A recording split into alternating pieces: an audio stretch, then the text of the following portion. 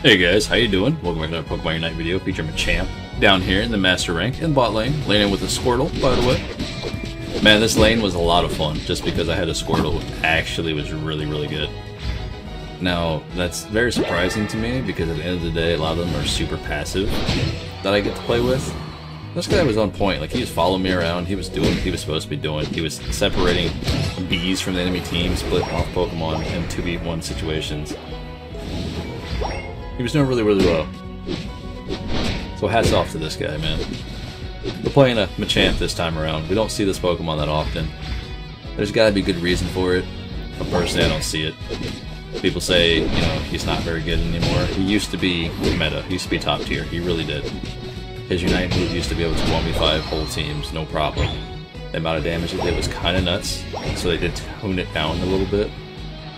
But at the end of the day, I still feel his kit is still very good, especially for this meta. Now we have gotten a lot of other Pokemon since, you know, the games came out, since he's been relevant in the game. So he's a little bit of an older Pokemon when it comes to newer kits, but I think he has one of the best abilities in the game, being Submission. Now, don't get too crazy. I don't mean like he has the best kit overall in the game. No, nobody beats Gengar. But it's more so he has an ability where he can walk into a team fight, scoop up whoever he wants, and slam them into your team with submission. It's phenomenal. Now the reason why that's so good, because you got to keep in mind that playing this game in a group setting, you know, 5v5 teams or whatever, is easy, right?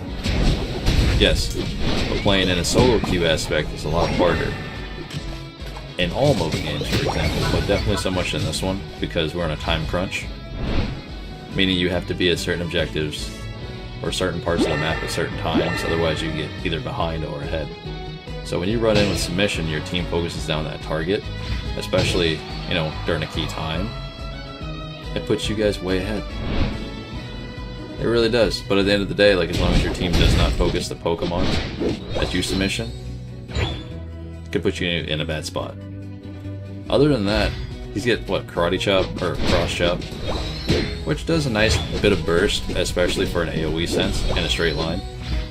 Or you could take Cross Combat, which is okay. I don't think it's as good as Cross Chop. Now, again, Sword Turtle, fantastic. He actually gets a Surf off, and you know, it pushes the enemies into us instead of away, which a lot of War Turtles or Blastoises, whatever you call it, you don't see it that often. You really don't.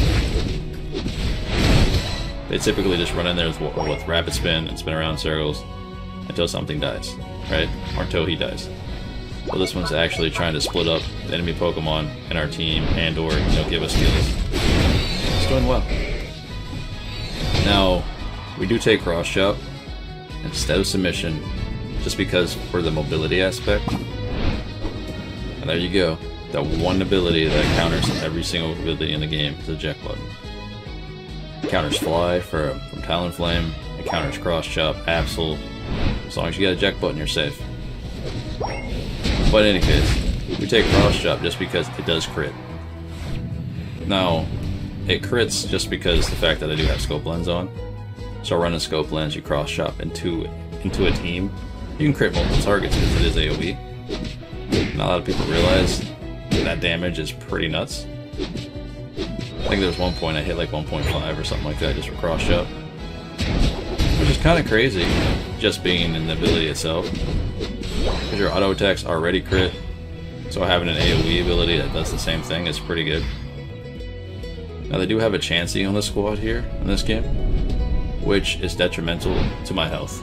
Let's put it like that. I get in here with a nice ultimate. Sadly enough, Chansey decides to ult Garchomp, keeps him alive a little bit, and then her eggs here were able to keep them both alive in this situation, which is kind of rough. On top of Charizard almost dying, even though he's got a shield on his fountain here. But Giga Drain does a lot of healing, so it keeps Venusaur alive too in a sense. But he did well, he played right. Publicitus did too much healing. And that's another Pokemon you don't see that often either, is because people play a lot more Eldegoss than Blissey. Not certain why. Perhaps because Eldegoss is more like, how you say, like beginner friendly. And I don't think a lot of people realize Blissey is not necessarily like a ranged healer. She does have a lot of bulkiness to her, so it's a lot easier for her to just run in there and just heal things, or take damage with her face. Whereas Eldegoss is a ranged support healer that gives you shields, not necessarily so bulky.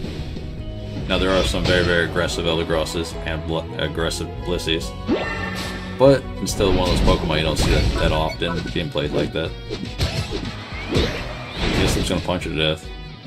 But in this sense right here, you see where she's at, see where my team is? They're too focused on getting that kill instead of being back here and trying to take out the Blissey. Which I guess is fine in this sense, because it did pick them up. And this was just bad timing, because I believe if he had his Unite move beforehand, he would have used it and killed us both. So that was a bit unfortunate. Blissey alive, tanking all of the mounts she can, as usual. Hopefully we can get back up here to this top lane, get this Rotom. We are in a good situation to pick it up if we're able to here. Oof. See, like I said, the cross chop damage catches people off guard, especially when it crits. It's pretty nuts. Now I'm pretty certain I just stopped Venusaur's ulti with submission, so keep that in mind. It's kind of similar to Snorlax's wall in a sense, like the slightest bump can just knock you out of everything. Machamp's submission is the exact same thing. They can pretty much cancel a lot of Pokemon Unite moves, and if you time it, you know, at the right time. But so can Slowbros. Like, I've been united with Cinderace when I'm in the air with my Unite move, and Slowbros all like, nah, cancels my Unite move. Makes it pretty bad. But here we go. Blissey yet again. Keep people alive. I mean, hats off to her, she's doing her job. But in the same sense, I can't burn through all that healing. I used to be able to before they nerfed it, but it still does ridiculous amounts of damage, just not as much as it used to. Now, we do have a Sylveon in this game too, and she's not doing like the greatest in terms of damage anymore, because they hotfixed her day one. When they realized how busted her DPS was, they nerfed it by quite a bit.